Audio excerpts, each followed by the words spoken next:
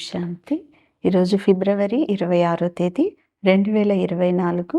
సాకార మురళి సారాంశము.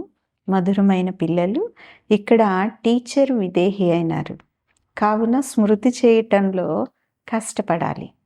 స్మృతి చేస్తూ చేస్తూ ఎప్పుడైతే పరీక్ష పూర్తవుతుందో అప్పుడు ఇక ఇంటికి వెళ్ళిపోతారు అంటారు బాబా.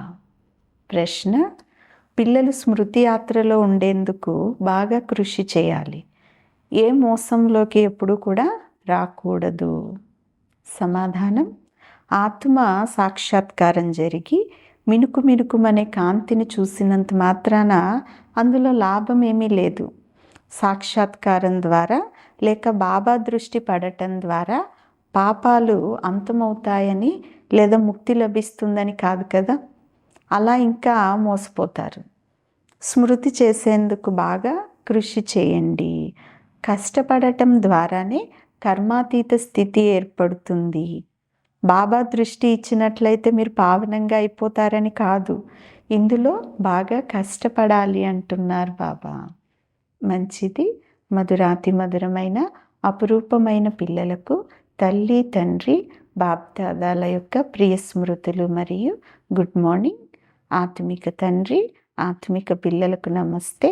ఆత్మిక పిల్లలు ఆత్మిక తల్లి తండ్రికి ప్రియ స్మృతులు, గుడ్ మార్నింగ్ మరియు డబల్ నమస్తే. ధారణ కొరకు ముఖ్యమైన సారం. మొదటి పాయింట్: స్వదర్శన చక్రాన్ని ధారణ చేసి మీ పాపాలను భస్మం చేసుకోవాలి. కర్మేంద్రియాలతో ఎటువంటి పాపకర్మలు జరగకుండా సంభాళించుకోండి. కర్మాతీతులుగా అయ్యేందుకు స్వయం బాగా కష్టపడాలి అంటున్నారు బాబా. రెండవ పాయింట్: సాక్షాత్కారాల యొక్క ఆశను ఉంచుకోకూడదు. సాక్షాత్కారాలు పొందటం ద్వారా ముక్తి అయితే ఏమీ లభించదు, పాపాలు అంతమవ్వవు. సాక్షాత్కారాల వల్ల లాభం ఏది కూడా లేదు. తండ్రి మరియు జ్ఞానాన్ని స్మృతి చేయటం ద్వారానే ఆత్మలో ఉండే తుప్పు వదిలిపోతుంది. ఈరోజు వరదానం: ముఖము ద్వారా సర్వశ్రేష్ఠ ప్రాప్తుల యొక్క అనుభవం చేయించేవారు సర్వప్రాప్తి సంపన్న భవ.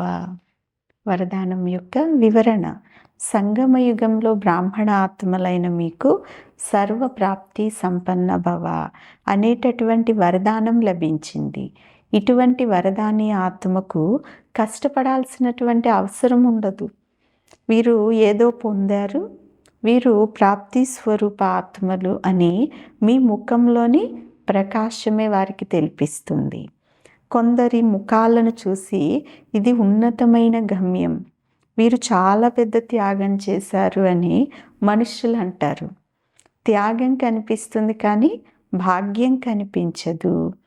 ఎప్పుడైతే సర్వ ప్రాప్తుల నశాలో ఉండి మీ భాగ్యాన్ని చూపిస్తారో అప్పుడు సహజంగానే ఆకర్షితులుగా అయిపోతారు అంటారు బాబా. స్లోగన్: ఎక్కడైతే ఉల్లాస ఉత్సాహాలు మరియు ఐకమత్యం యొక్క సంఘటన ఉంటాయో అక్కడ సఫలత ఇమిడి ఉంటుంది. మంచిది. ఓం శాంతి.